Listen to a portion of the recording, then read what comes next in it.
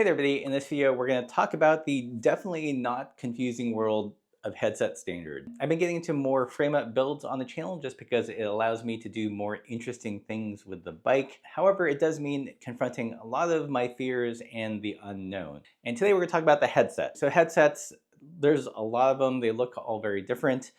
Thankfully, there is a thing called a SHIS, which is the Standardized Headset Identification System.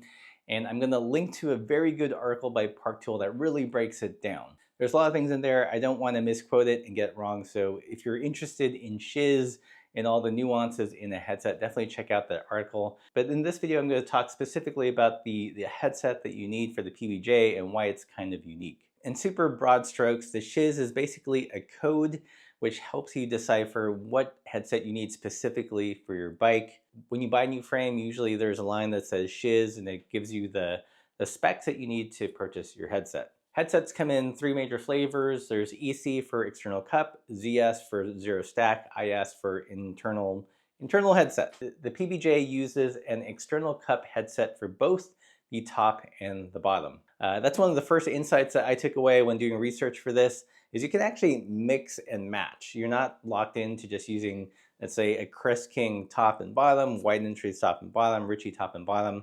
If you're scavenging for parts, you could use headset parts from different brands as long as they conform to the SHIS of the frame. So I'm going to go specifically into the SHIS of the PBJ and also the Super Something because they're the same. And although you may not own these bikes, hopefully it will help you understand what SHIS is and what to look for if you're doing the frame-up build. For the first half of the SHIS on the Sklar, it's EC34. So the EC stands for external cup. So that means there's going to be a cup that you press in and it's going to stand proud of the head tube.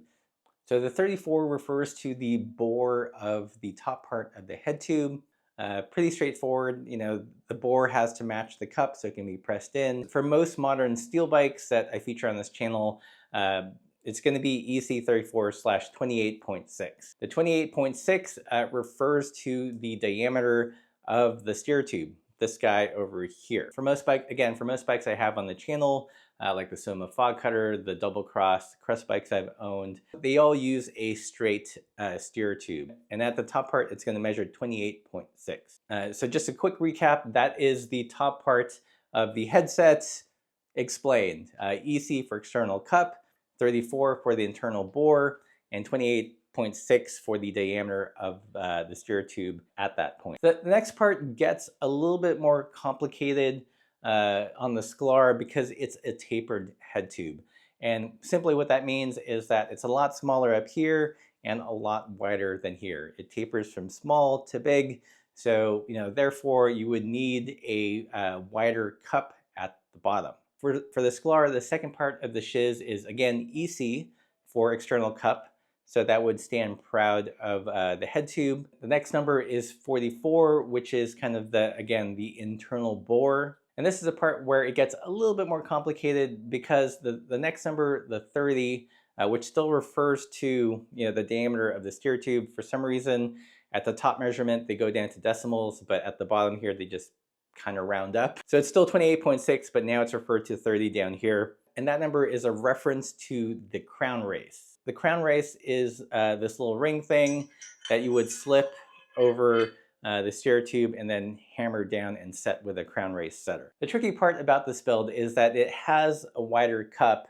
Most bottoms of headsets that are sold for a tapered head tube like this is actually the headset I bought, anticipates a much thicker steer tube down here. So most headset lowers that you would buy with that 44 has a race for a 40 down here. But again, this is a 30. So much too big for the 30 that we need here. But when you have a straight steer tube bike or straight steer tube fork that the PBJ uses, that the Super Something uses, an off-the-shelf solution usually doesn't work. Okay, so what do we do now that we have a lower that fits the frame but has a crown race that is too big for the non-tapered steer tube? This is where we enter the world of conversion races. So again, this is a crown race, And basically what a conversion race allows you to do is use the same lower cup assembly and bearing, but with a non-tapered head tube. And it does that by reducing kind of the diameter here. So you can see a smaller hole, but will still fit the same bearing as this race here, which has a bigger hole. The tricky part is that these conversion races don't usually come with the headset, so you have to order them separately. So I know, so for example, White Industries has a conversion race for their headsets. Those are the headsets that Adam usually specs out with his bikes. It's a little bit trickier to get White Industries stuff here in Europe.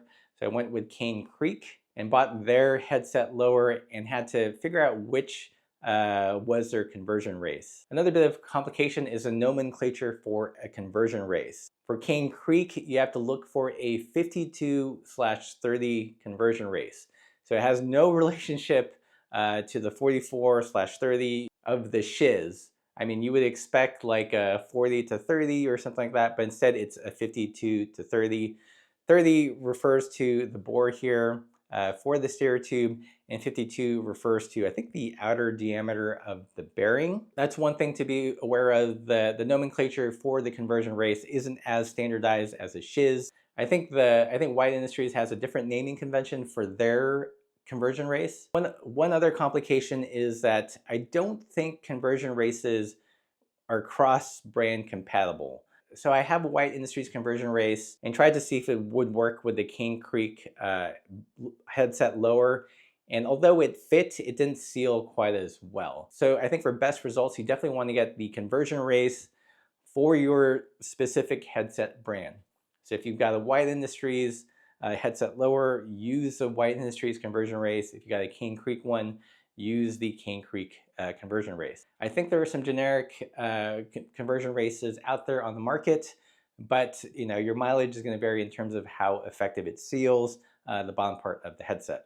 Okay, hopefully this was helpful. It is kind of a very confusing thing, especially as kind of like not a very good mechanic getting into building up my own frames for the channel. I think it's so not obvious that Sklar actually made a couple posts about it, because it is slightly less straightforward than you would get with typical frames. Usually, if a frame's got a tapered head tube, it's also going to have a tapered steer tube, but some brands, for various reasons, still use a straight steer tube. All that means is you just have to be a little bit more careful, do a little bit more research when you're ordering parts. It's taken me a couple of weeks to figure out what I need exactly, who has it here in Europe to make it happen. But hopefully you guys found this video useful. If you appreciate nerdy things like this, again, I'm problem solving just like you guys, doing the research, trying to work my way through to be a better mechanic. Definitely hit that like button, or better yet, join us on Patreon. It's how we're able to buy all these parts and tools. If you want to see the rest of the build of this bike as well as a review of it, definitely hit that subscribe button. And as always, everybody, keep the supple side down.